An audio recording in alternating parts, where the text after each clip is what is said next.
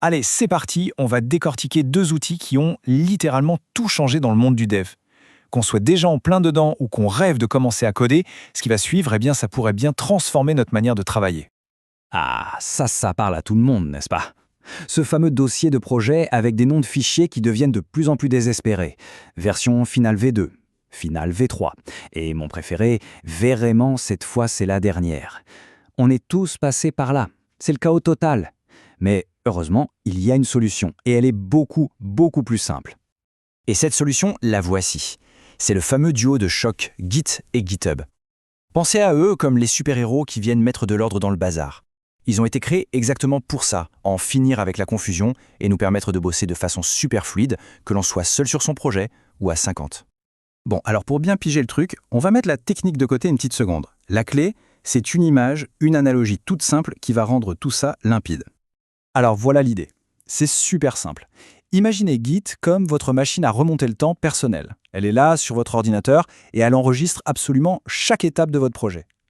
Et GitHub, lui, c'est le QG de l'équipe. C'est un grand espace partagé, dans le cloud, où tout le monde peut venir brancher sa propre machine à remonter le temps pour synchroniser son travail avec les autres. C'est tout. Ok, parfait. Commençons par la base, le moteur de tout ça, Git.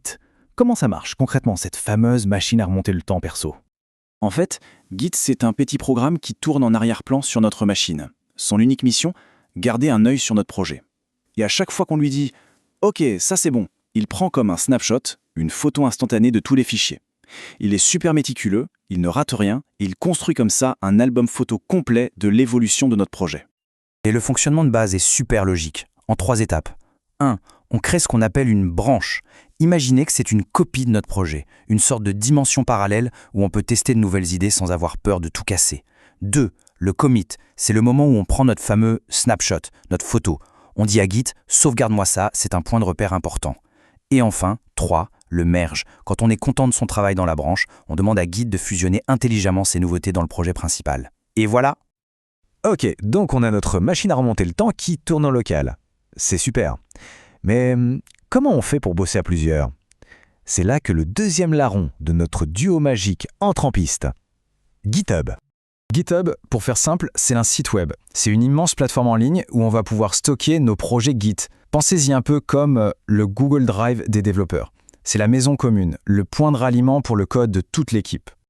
Et c'est sur GitHub que la magie opère vraiment en équipe. C'est l'endroit parfait pour montrer son travail, comme un portfolio. C'est là qu'on peut suivre qui fait quoi, qui a modifié quoi. C'est aussi là qu'on peut faire relire son code par les collègues avant de le valider. Bref, c'est l'outil ultime pour bosser ensemble sur le même projet sans que ça tourne au cauchemar. D'accord, mais alors, comment tout ça communique? Comment la machine locale et le hub dans le cloud restent synchronisés? Eh bien, c'est beaucoup plus simple qu'on imagine.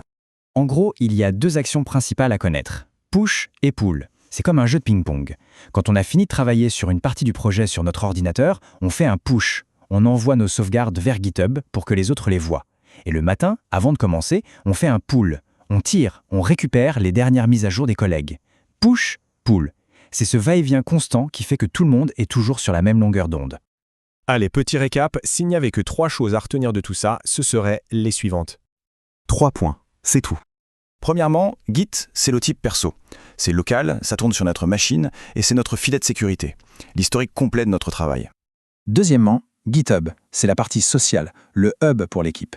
C'est la plateforme en ligne où tout le travail est partagé, discuté et organisé. Et troisièmement, le plus important, c'est l'association des deux qui est devenue le standard absolu. Aujourd'hui, dans le monde de la tech, savoir utiliser Git et GitHub, c'est tout simplement indispensable. C'est la base. Alors, convaincu? La bonne nouvelle, c'est que pour se lancer, il y a plein de ressources géniales, souvent proposées directement par GitHub. Par exemple, il y a GitHub Skills, c'est super pour apprendre avec des petits cours interactifs. Pour ceux qui aiment lire, le livre ProGit est la référence. Il y a aussi un outil génial qui s'appelle Learning Git Branching pour s'entraîner à manipuler les branches, c'est très visuel. Et bien sûr, si on est bloqué, la communauté GitHub est immense et toujours prête à aider. Et voilà, il faut juste se rappeler d'une chose.